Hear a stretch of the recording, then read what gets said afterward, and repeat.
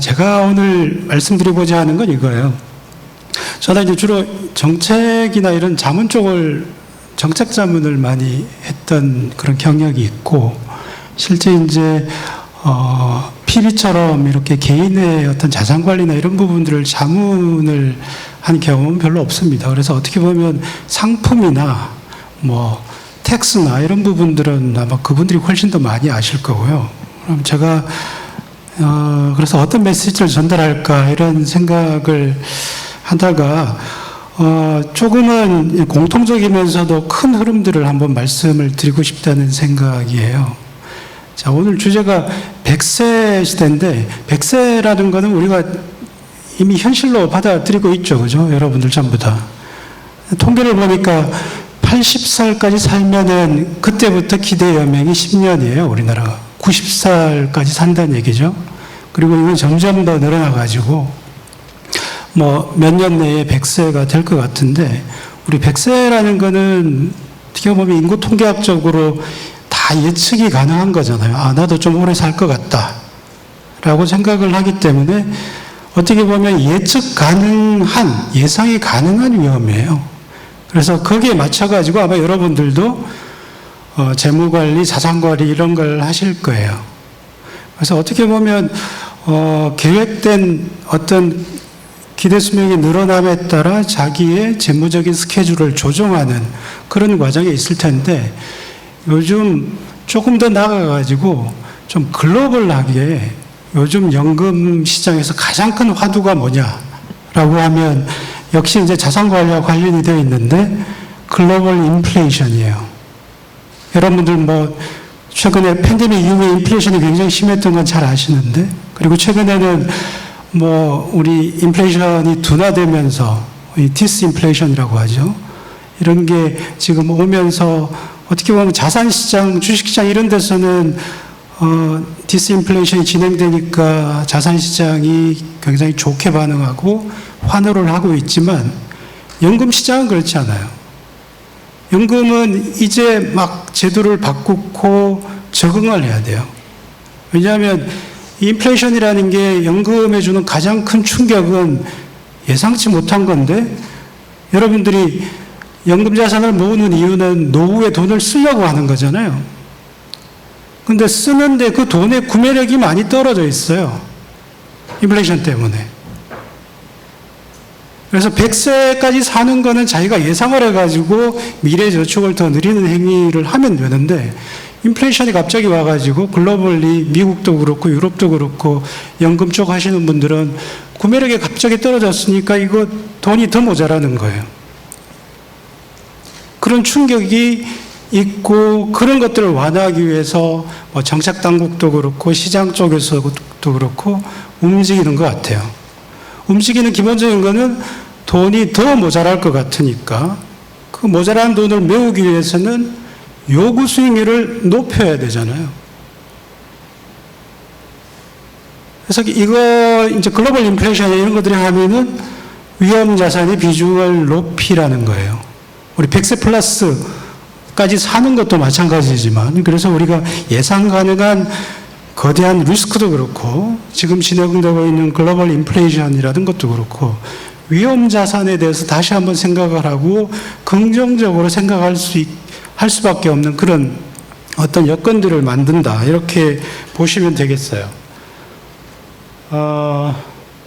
자, 그래서 오늘 말씀드릴 거는 크게 이제 연금이라는 걸 쭉 모으는 시기하고 이제 인출하는 시기가 있는데, 이 시기에서 이제 인플레이션이나 여러 가지 지금의 샥들이 어떤 식의 제도 변화를 만들어내고 여러분들의 행태 변화를 이끌어 가는지 그런 부분들을 좀 말씀드릴게요. 이 그림은 우리가 이제 모두에게 이제 재무설계에 관심이 많기 때문에 재무설계의 관점에서 보면 재무설계라는 건 별거 없죠. 자신의 전체 기간을 봤을 때 수입과 지출의 균형을 맞추는 행위가 재무설계예요. 수입과 지출의 균형을 맞추는 행위. 그리고 이제 거기서 핵심은 자기의 지출 규모죠. 자기가 이제 만족할 만한 생활 수준을 유지하는 데 필요한 지출이 있을 거고, 그 지출이라는 것은 자기의 어떤 소득으로부터 오는 거지만, 이 지출이라는 걸 죽을 때까지 평생 유지하기 위해서 저축이 소득이 많을 때는 세이브를 하고 적을 때는 그걸 가지고 저축한 걸 쓰고 이런 행위인 거예요. 그래서 이 라이프 사이클 관점에서 보면 돈을 크게 이제 어큐뮬레이션 하는 시기와 인출하는 시기가 있는데, 축적하는 시기에는 가장 큰 관심은, 그리고 가장 큰 위험은 투자 위험이겠죠. 그래서 여러분들이 지금 축적할 나이에 있다, 근로기간 동안에 있다 이러면 투자 위험을 어떻게 관리할 건가, 이게 굉장히 중요한 거고, 인출할 시기에는 돈이 모자랄 위험이에요. 최근에 이제 미국에서 이런 이 좀 펀드 쪽이나 이런 자산관리 쪽에서 서베이 이런 결과들을 많이 보면은 국민들이 어떤 불안을 느끼고 있냐면, 죽는 것보다 돈이 모자라는 게 더 불안하다. 이런 게 서베이 결과의 키 메시지예요. 그만큼 아까 얘기한 두 가지 이유 때문에 돈이 모자랄 위험, 다시 말해서 장수 위험이 굉장히 인출기에는 중요한 관리 대상이다라는 겁니다. 자, 근데 이런 것들을 하기 위해서는 첫 번째로 여러분들이 질문을 해 보셔야 될 거는, 내가 지금 근로활동을 하고 저축을 하고 있는데 내가 얼마를 모으면은 내가 생활 수준을 죽을 때까지 유지할 수 있을까? 그걸 계산하는 거예요. 근데 여러분들 그거 생각해 보신 적 있으세요? 아마 국민연금 같은 경우에는 매달 정기적으로 여러분들은 지금 계속 60세까지 적립을 하게 되면 한 달에 얼마를 받습니다, 이런 거 받아보시죠. 근데 퇴직연금이나 개인연금에서 그런 거 받아본 적 있어요? 근데 그걸 모르는 상태에서 어떻게 재무설계를 할 수 있을까요? 그래서 최근에 미국에서 퇴직연금 관련돼서 굉장히 중요한 변화가 있었는데, 모든 사업자들, 증권사들, 운용사들, 이런 연금 사업자들은 개개인마다 개인이 예를 들어서 이렇게 IRP로 5천만 원을 모아놨다 그러면 5천만 원을 가지고 30년 아니면 종신연금으로 했을 때 매달 얼마를 받는지에 대해서 추정을 해가지고, 우리가 수익률 요즘 보면은 인터넷으로 오잖아요. 그것처럼 매달 공개를 해줘야 돼요. 그렇게 되면, 아, 내가 지금 돈이 얼마가 필요할 것 같은데 얼마가 모자라겠구나. 모자라니까 이걸 예금에 집어넣으면 될까? 주식을 좀 사야 되나? 이런 결정을 하는데 중요한 그런 어떤 재무적인 정보가 되는데, 우리나라에서는 아직까지 그게 없어요. 근데 재무설계의 출발은 바로 거기서부터 출발을 한다고 볼 수 있습니다. 그래서 우리가 이제 소비라는 게 평생 소비를 유지하기 위해서는 얼마를 저축해서 나중에 그걸 써야 되는가 하는 건데, 우리가 통상적으로는 퇴직 전에 소득이 한 70% 정도의 소득이 있어야만 노후에 그대로의 생활 수준을 유지한다라고 얘기를 합니다. 그러면 지금 근로할 때는 100이라는 소득 중에서 30%는 세이브한다는 얘기죠. 근데 우리나라 한국 통계를 보면 정확하게 그만큼 하고 있어요. 가게에서 여러분들이 월급 받아가지고 한 10% 정도를 평균적으로 세이브하고 있고, 국민연금 9%, 퇴직연금 8%, 개인연금 6% 하면은 30% 좀 넘어요. 그래서 여러분들은 그런 룰에 따라 지금 저축을 하고 있어요. 근데 그러면 30%만 세이브하면은 노후에 자기가 원하는 자산을 쌓고 그걸 가지고 매월 자기가 원하는 만큼 받을 수 있느냐? 원금 기준으로 보면 모자란다는 게 통상적인 어떤 평가예요. 그리고 더군다나 요즘은 30살에 직업을 가지고 60세가 아니라 55세 때 퇴직하잖아요. 25년 동안 자기가 쌓아가지고 55세부터 80세까지 또는 85세까지 더 긴 기간을 그걸 가지고 써야 돼요. 그러다 보니까 원금 기준으로 보면 절대 돈이 남을 수가 없어요. 그래서 자산 배분을 하고 투자를 하고 이런 얘기를 하는 이유가, 노후에 안정된 소비 생활을 하기 위해서는 예금만 가지고 안 된다, 이런 얘기를 하는 거죠. 자, 그래서 어느 정도가 필요하냐면 룰 오브 썸으로는 저렇게 계산하면 돼요. 자기 생활비 곱하기 내가 몇 살까지 살겠다, 평균적인 기대 수명이 있으니까 여기 플러스 뭐 상속을 할 건지 말 건지 까지 고려해 가지고 하면 되는데 그 규모가 우리나라 이제 가계의 노후 생활 적정 생활비가 얼마인지 이런 걸 추계해 놓은 걸 가지고 원금 기준으로 쭉 해보면 최소한의 생활을 위해서는 한 6억 정도가 필요해요. 퇴직할 때. 그리고 적정하기 위해서는 9억에서 10억. 저 정도면 우리가 이제 밀리어너라고 하죠. 그죠? 저 정도가 필요한 거예요. 적정하게 살기 위해서는. 우리나라의 평균적인 근로자가. 미국은 얼마냐? 미국도 보니까 여기 설문조사하니까 이분들은 바로바로 나와요. 나는, 은퇴할 때 한 15억 정도가 필요하다. 이렇게 딱 나와요. 그리고 난 근데 쌓아놓은 돈이 지금 8억 분이다. 7억 분이다. 이렇게 나와요. 그러면은 그 저축, 요 차이를 갭이라 그러죠. 저축 갭이 얼마이기 때문에 내가 이걸 남은 기간 동안에 축적하기 위해서는 기대 수익률, 요구하는 수익률이 이 정도 5%는 돼야 되겠고 아니면 6%는 돼야 되겠다. 이런 게 나오는 거죠. 자, 이런 게 굉장히 잘 된 데가 이제 미국인 거고 우리나라는 아직까지 그런 데 대한 개념이 있어도 정보를 모으기가 너무 힘들다. 이런 말씀을 드리고 싶어요. 그래서 실제로 보면 필요자산보다 우리나라도 필요자산이 실제자산보다 훨씬 많다는 걸 쭉 추정을 해보면 확인을 할 수 있습니다. 소득 대체율이나 이런 걸 따져서 보면. 그래서 보면 평균적인 근로자는 상당히 많이 부족하다. 이렇게 말씀드릴 수 있겠어요. 어느 정도 부족한지에 대해서 이제 통계인데 우리나라 연금들 다 합치면은 소득 대체율이 57%라는 얘기는 자기가 근로할 때 100만 원을 받았다 그러면 연금 소득으로 57만 원만 받는다는 얘기예요. 자, 이걸로 생활이 될 건지 안 될 건지는 본인들의 이제 생활비, 지출 그 바스켓을 보시면은 확인을 할 수 있을 것 같아요. 그래서 장기적으로는 아까 얘기했던 것처럼 세이빙스 갭이라는 게 원금 기준으로는 분명히 존재하기 때문에 어느 사회든 간에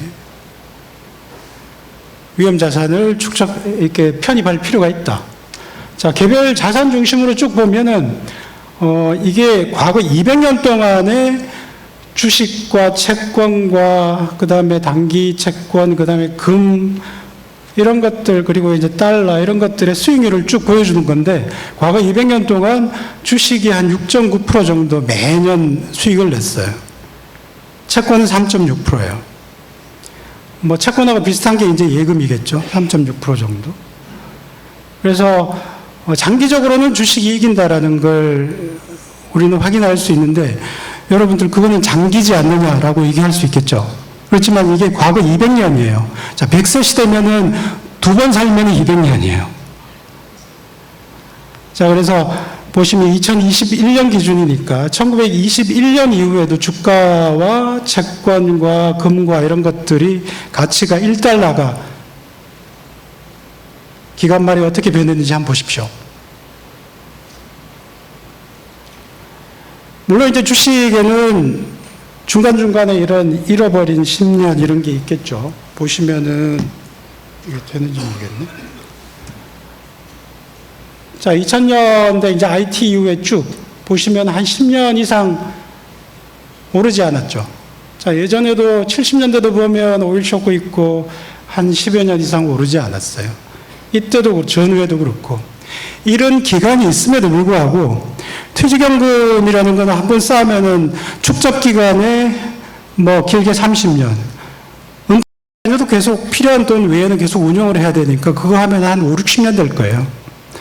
한 개인으로 보면 5, 60년을 계속 운용을 해야 되는 거예요. 5, 60년 기준으로 한번 보십시오. 주식이 더 나은지, 지금 현재 기준으로 채권이 더 나은지. 다만 주식이라도 위험자산이라도 분산 투자를 하자라는 거예요. 여기 보시면 좀 복잡하게 되어 있는데 우리가 이제 주식은 그걸 산다는 얘기는 크게 보면 특정 국가를 사는 거고 특정 국가에 있는 특정 코스닥을 사느냐 코스피를 사느냐 어떤 시장을 사느냐 그 다음에 뭐 코스피 내에서 뭐 성장주를 사느냐, 가치주를 사느냐, 여러 가지 선택이 있겠지만, 결론은 이 주식이라는 건 기본적으로 랜덤워크이기 때문에 장기적으로 보면 누구도 알 수 없어요. 어떤 게 더 나은 수익률을 낼지. 그렇기 때문에 장기 투자에서는 그냥 분산 투자를 하자라는 거예요.